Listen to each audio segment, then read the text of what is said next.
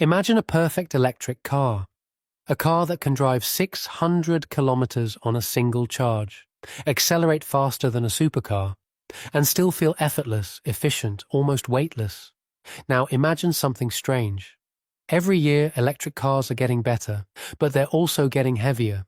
More batteries, more weight, more complexity. And yet, somehow, not proportionally better. So here's the uncomfortable question the industry doesn't like to ask. What if electric cars were never meant to be built this way? What if the solution we've been scaling is actually the problem itself? And today, we're going to understand why. To understand how we got here, we need to go back to the beginning of the modern electric car. Not the early experiments of the 20th century, not the failed EV attempts of the 1990s, but the moment everything changed, when electric vehicles stopped being compliance cars and became something else entirely, a performance machine. Because when Tesla introduced the Model S, it didn't just build an electric car, it rewrote the rules of what a car could be. Instant torque, silent acceleration, no gears, no engine noise, no delay. It felt almost unnatural. And more importantly, it solved the biggest psychological barrier in EV adoption: range anxiety. But the way it solved that problem was deceptively simple. Just add more battery. Larger battery packs meant longer range. Longer range meant more confidence. And more confidence meant more adoption. So the entire industry followed. Bigger batteries became the default strategy. Not just for Tesla, but for almost every automaker entering the EV space. From legacy giants trying to catch up, to new players trying to leap ahead. Battery size became the metric, range became the headline, and weight, well, weight became the hidden cost nobody wanted to talk about. Because here's the thing, batteries are heavy, extremely heavy. A typical EV battery pack today can weigh anywhere between 400 to 700 kilograms. In some cases, even more. That means a significant portion of the vehicle's total mass is no longer structure, not safety systems, not even the powertrain, but energy storage. And this is where the story becomes interesting. Because once you start increasing battery size, you are not just increasing range. You are fundamentally changing the physics of the vehicle. Heavier cars require more energy to move. More energy means higher consumption. Higher consumption demands larger batteries. And suddenly, the solution begins to feed the problem. A loop. A very expensive, very inefficient loop. So the industry doubled down, more battery, more range, more weight. But almost nobody stopped to ask, is this actually the right direction? Or are we scaling a flawed idea simply because it works? For now. At first glance, the logic seems sound. If a battery stores energy, then a bigger battery should simply mean more range. Simple, linear, almost obvious. But engineering is rarely that forgiving, because in the real world, nothing scales linearly. And this is where physics begins to push back. The weight problem. Every vehicle, regardless of how advanced it is, obeys the same fundamental rule. Mass requires energy to move. The heavier the vehicle, the more energy it needs to accelerate, to climb, to maintain speed. This is basic physics. But in electric vehicles, this relationship becomes even more critical. Because unlike combustion cars, where fuel weight decreases as you drive, EVs carry their full battery weight at all times, from the moment you start to the moment you stop. That mass never goes away. So when you increase battery size, you are not just adding energy, you are adding permanent load. And that changes everything. The illusion of efficiency. Now here's where it becomes counterintuitive. You might expect that doubling battery capacity would roughly double driving range. But in reality, it doesn't, because as weight increases, efficiency drops, energy consumption rises, rolling resistance increases, inertia becomes harder to overcome. Even regenerative braking becomes less effective in real-world driving conditions. So instead of getting a perfect return, you get diminishing returns. More battery, but less efficiency per unit of energy. It's like trying to run faster while carrying a heavier backpack. At some point, the extra energy you carry is mostly spent just moving the weight itself. The feedback loop. And this is where the real problem begins. Because once the industry commits to larger batteries, it enters a feedback loop. A heavier car requires more energy. More energy requires a larger battery. A larger battery adds even more weight, and the cycle continues. Not because engineers don't understand the problem, but because the market demands range. Consumers want bigger numbers, longer distances, more reassurance. So manufacturers respond the only way they can, by adding more battery, even if it makes the system less elegant, less efficient, and ultimately more complex. The hidden cost. But weight is only part of the story, because bigger batteries don't just affect efficiency, they affect everything. Stronger chassis structures are required to support the additional mass. Suspension systems must be reinforced. Brakes must be upgraded. Tires wear faster under increased load. And then there's cost. Battery packs are still the most expensive component in an EV. So increasing battery size doesn't just increase weight, it increases price significantly. And suddenly, the solution that was meant to make EVs better starts making them heavier, more expensive, and in some ways, less efficient than they could be. The industry assumption. And yet, despite all of this, the industry continues down the same path. Because the assumption remains unchanged. Range equals value. More battery equals better car. But what if that assumption is flawed? What if the goal was never to maximize battery size, but to minimize how much battery you actually need?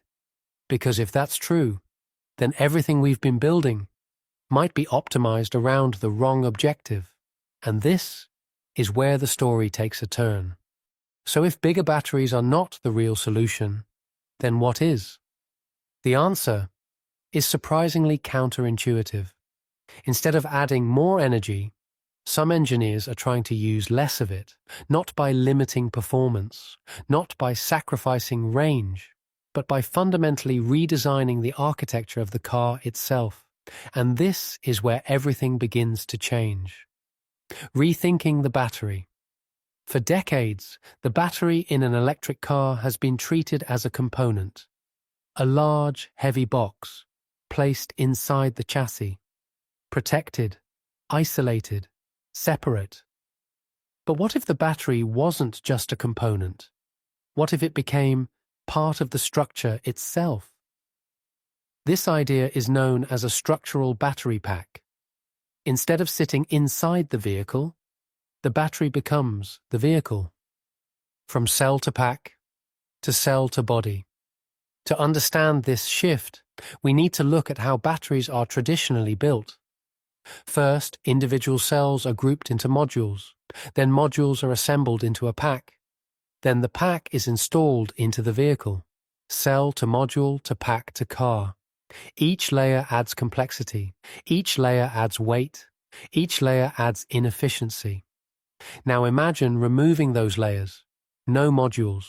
Fewer structural reinforcements. Cells integrated directly into the vehicle body. This is called cell-to-body architecture, and it changes everything. Because now, the battery is no longer dead weight. It becomes load-bearing. It contributes to stiffness, to structural integrity, to overall vehicle performance. So instead of adding weight, you are redistributing it, using it, optimizing it. The efficiency shift. And here's where the real advantage appears. When you reduce structural redundancy, you reduce mass. When you reduce mass, you reduce energy consumption. And suddenly, something interesting happens. You don't need a bigger battery anymore, because the car itself becomes more efficient. This flips the entire design philosophy. Instead of chasing range by increasing battery size, you achieve range by reducing energy demand. A lighter vehicle, a more integrated structure, a system designed around efficiency, not brute force. The Tesla example, and beyond. This approach is already starting to appear in real vehicles. Tesla's structural battery pack, combined with large format 4680 cells, is one of the most well-known implementations. By integrating the battery into the chassis, Tesla reduces parts, reduces weight, and simplifies manufacturing. At the same time, Chinese manufacturers are pushing similar ideas even further. Cell-to-pack, cell-to-chassis, ultra-efficient small battery vehicles, different approaches, but the same underlying philosophy. Use energy smarter, not just more of it. A different philosophy. And this is where the shift becomes philosophical, because the question is no longer, how big should the battery be? But instead, how little battery do we actually need? That question changes everything. It forces engineers to rethink aerodynamics, rolling resistance, power electronics efficiency, software optimization, even driving behavior. Because once efficiency becomes the priority, every system in the vehicle must evolve. Why this matters? And suddenly, the industry is no longer limited by battery size alone. Because the real constraint was never just energy storage. It was how efficiently that energy is used. Which means the future of electric vehicles may not belong to the cars with the biggest batteries, but to the ones that need the least, and that is a completely different game. At this point, the contrast becomes impossible to ignore. On one side, traditional automakers are still scaling battery size, larger packs, longer range figures, heavier vehicles designed around a familiar logic. More energy equals better performance. On the other side, a different philosophy is emerging, one that prioritizes efficiency over capacity, integration over separation, system-level optimization over component-level upgrades. Tesla, in many ways, sits between these two worlds, pushing structural battery To integration Australia or not will depend on while whether still you make offering enough large noise. battery packs If it for should range. come, a much smaller in car China, with a much a more new limited wave of appeal, I would manufacturers suggest. is taking a more radical and the approach. other thing with this car is it Smaller has the batteries, God's eye full suite ultra-efficient of safety drivetrains, technology. There's vehicles some shit in there. Wait designed there. to extract the maximum distance from Yes, every there unit is of a energy. decent seagull. Let me tell you, And this raises a critical characterful question. is Does understating the it. I would future say of this, electric or on the vehicles other belong side to too. those who store It's the most a energy, nice piece of design, or to and those so who is waste say, the least? there's some buttons down here. Because if Can't understand efficiency what they're becomes for. the dominant Got metric, a wireless phone charger, then the very small, competitive 55 landscape kilowatts, changes entirely. which is the same Raw as the battery Volkswagen size Up had, stops being the coincidentally. The front advantage, passenger side and for engineering China, precision whether that changes or not for becomes Australia, everything. if it comes, is For years, the electric vehicle revolution has been defined by one number: range. How far a car can go on a single charge. But perhaps that was never the right question, because range is not just a function of battery size. It is a reflection of efficiency, of architecture, of design philosophy, of how intelligently energy is used. And if that's true, then the future of electric vehicles may not be about building bigger batteries, but about building better cars. Cars that are lighter, smarter, more integrated. Cars that don't need excess energy, because they were never designed to waste it in the first place. So the next time you see a new electric car promising more range than ever before, it might be worth asking, is this progress, or just a heavier version of the same idea? Because the real breakthrough in electric vehicles may not be how much energy we can store, but how little we actually need.